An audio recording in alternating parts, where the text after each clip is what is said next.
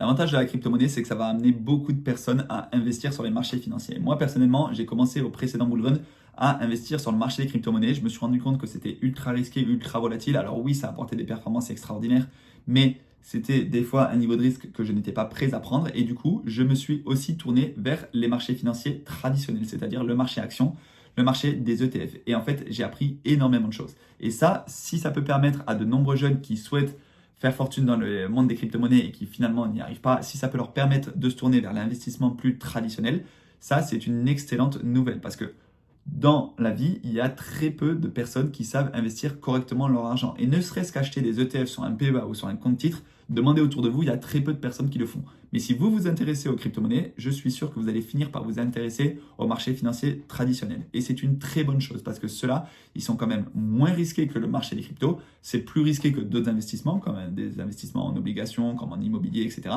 Mais c'est le marché boursier qui offre des performances très intéressante sur le long terme. Si vous investissez sur un ETF du S&P 500, c'est-à-dire les 500 plus grosses entreprises américaines, vous investissez ça sur 5, 10, 15 ans, alors là, vous avez très peu de chances d'être perdant et c'est un investissement qui s'avère très rentable grâce aux intérêts composés.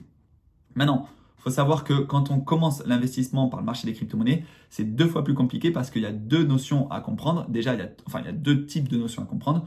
Tout ce qui tourne autour des crypto-monnaies, de la blockchain, du proof of stake, du proof of work, en fait, toutes les notions de crypto-monnaies et toutes les notions d'investissement en ce qui concerne les plus-values, la capitalisation, les intérêts composés, les rendements qu'on peut avoir, etc.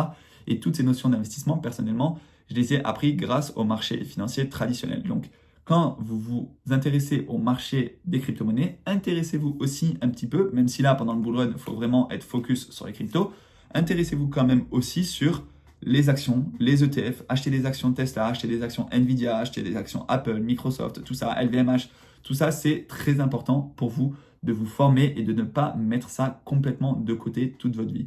De moins, au bout d'un moment, vous vous rendrez compte que, au vu du patrimoine que vous avez, au vu de l'âge que vous avez, il faudra plus se tourner vers des marchés moins risqués que vers un marché ultra volatile qui peut disparaître en fait du jour au lendemain. Voilà. Si vous avez des questions, n'hésitez pas à les poser en commentaire. C'était simplement une petite réflexion que je voulais vous partager vis-à-vis en fait de cette entrée dans l'investissement. J'ai commencé par les crypto-monnaies, puis je me suis tourné vers le marché action. Je suis sûr que c'est pareil pour pas mal d'entre vous. Maintenant, peut-être qu'il y en a qui s'intéressent au marché action depuis des années et qui là voient des opportunités sur les crypto-monnaies, mais eux réussiront normalement mieux à gérer leurs risques parce qu'ils connaissent un petit peu ces principes de volatilité, ces principes de prise de profit, ces principes d'investissement moyen, long terme, etc.